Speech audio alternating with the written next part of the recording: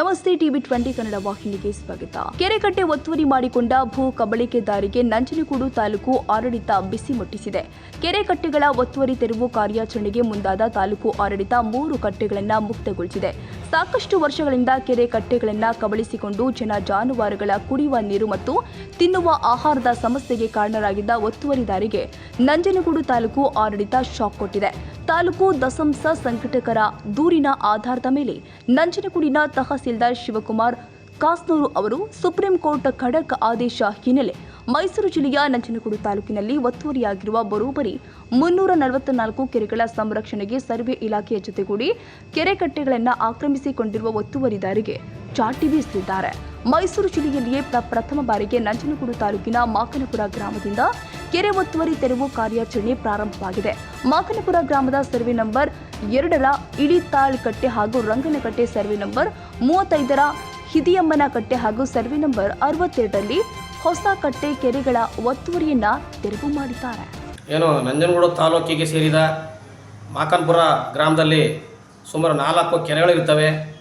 ಆ ಕೆರೆಗಳ ಸಂಬಂಧಪಟ್ಟ survey number 2, survey number 35, survey number 62ರಲ್ಲಿ ಸುಮಾರು ಅಕ್ಕಪಕ್ಕದಲ್ಲಿರ್ತಕ್ಕಂಥ ಪ್ರತಿಯೊಬ್ಬರು ಕೂಡ ಅದನ್ನೆಲ್ಲ ಒತ್ತುವರಿ ಮಾಡ್ಕೊಂಡಿರ್ತಾರೆ.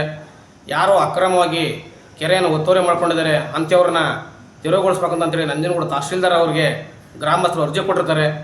ತಹಸೀಲ್ದಾರ್ ಅವರು ಅದನ್ನು ಗಮನಕ್ಕೆ ತಕ್ಕೊಂಡು ಸಂಬಂಧಪಟ್ಟ ಸರ್ವೆ ಇಲಾಖೆಗೆ ಯಾರೋ ಅಕ್ರಮವಾಗಿ ಒತ್ತುವರಿ ಮಾಡ್ಕೊಂಡು ತೆರವುಗೊಳಿಸ್ಬೇಕು ಅಂತೇಳಿ ಒಂದು ಆದೇಶ ಹೊರಡಿಸಿರ್ತಾರೆ. ಆ ಆದೇಶದ ನಂತರ ಆ ಸರ್ವೆ ಇಲಾಖೆಯವರು ಅದನ್ನು ಸರ್ವೆ ಮಾಡಿ ಮತ್ತು ಅದ್ಬಸ್ತ್ ಮಾಡಿ ಅದನ್ನು ಗುರುತು ಮಾಡ್ಕೊಳ್ಬೇಕಾಗುತ್ತೆ. ಅದರಲ್ಲಿ ಸಂಪೂರ್ಣವಾಗಿ ಅವರು ವಿಳಂಬ ಮಾಡಿರ್ತಾರೆ. ಇದು ಯಾಕೆ ಇನ್ನೂ ಕೆಲಸಗಳಾಗಿಲ್ಲ ಅಂತೇಳಿ ನಮ್ಮ ಮಾಕನಪುರ ಗ್ರಾಮಸ್ಥರ ನಮ್ಮ ದಲಿತ ಸಂಘರ್ಷ ಸಮಿತಿ ಗಮನಕ್ಕೆ ತಂದ ನಂತರ ನಾವು ಅವರೆಲ್ಲ ಕರ್ಕೊಂಡು ಹೋಗಿ ಮತ್ತು ನಮ್ಮ ದಲಿತ ಸಂಘರ್ಷ ಸಮಿತಿ ಪದಾಧಿಕಾರಿಗಳು ಒಟ್ಟಾಗಿ ಹೋಗಿ ತಹಸೀಲ್ದಾರ್ ಅವ್ರನ್ನ ಭೇಟಿ ಮಾಡಿ ನಾವುಗಳು ಇಷ್ಟೋ ದಿನ ಆದರೂ ಕೂಡ ಇದು ಕೆಲಸ ವಿಳಂಬ ಆಗ್ತಿದೆ, ಯಾಕೆ ವಿಳಂಬ ಆಗ್ತಿದೆ, ಕಾರಣ ಏನು ಅಂತ ಗೊತ್ತಿಲ್ಲ. ನೀವು ಸಂಬಂಧಪಟ್ಟ ಇಲಾಖೆಯವರ ಸರ್ವೆ ಇಲಾಖೆಯವ್ರ ಗಮನಕ್ಕೆ ತಗೊಬಂದು ಆದಷ್ಟು ಬೇಗ ಅದನ್ನು ಸರ್ವೆ ಮಾಡಿ ಅದ್ಬಸ್ತ್ ಮಾಡಿ ಯಾರೋ ಅಕ್ರಮವಾಗಿ ಅದನ್ನು ಒತ್ತುವರಿ ಮಾಡ್ಕೊಂಡು ತಿರುಗಿಸ್ಬೇಕು ಅಂತೇಳಿ ನಾವು ತಹಸೀಲ್ದಾರ್ ಗಮನಕ್ಕೆ ತಂದ ನಂತರ ಅಲ್ಲೇ ಅರ್ಧ ಗಂಟೆ ಒಳಗಡೆ ಸಂಬಂಧಪಟ್ಟ ಇಲಾಖೆಯವ್ರನ್ನ ಕರೆಸಿ ನಾಳೆನೇ ಹೋಗಿ ಅದನ್ನು ಯಾರು ಅಕ್ರಮವಾಗಿ ಕೆರೆ ಒತ್ತುವರಿ ಮಾಡ್ಕೊಂಡಿದ್ದಾರೆ ಅದೆಲ್ಲ ಸಂಪೂರ್ಣ ಬಿಡಿಸ್ಕೊಡ್ಬೇಕು ಅಂತ ಒಂದು ಆದೇಶ ಮಾಡ್ತಾರೆ.